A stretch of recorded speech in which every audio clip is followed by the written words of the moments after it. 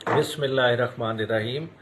NA-90 की आवाम से मैं आज मुखातिब हूँ। बुनियादी तौर पे हमने PTI की कैंपेन का आगाज़ कर दिया है। आपने जिस तरह से देखा कि इलेक्शन कमीशन ने अपना जानिबदाराना रोल का भरपूर इजहार किया और सुप्रीम कोर्ट तक गए हमारा सिंबल छीनने के लिए, मगर खान साहब ने कहा है हमने आखिरी बॉल तक लड़ना है।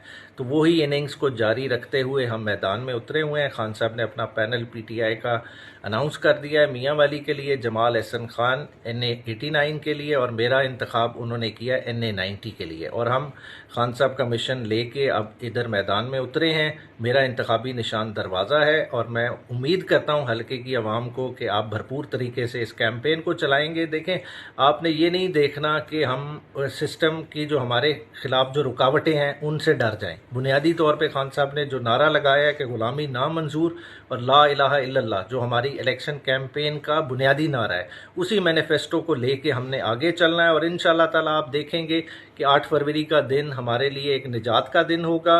ये जितने भी ऑपरेसिव कार्रवाइयाँ हमारे खिलाफ हुई, तहरीक इंसाफ को डिसमेंटल करने की कोशिश की गई, उस सारी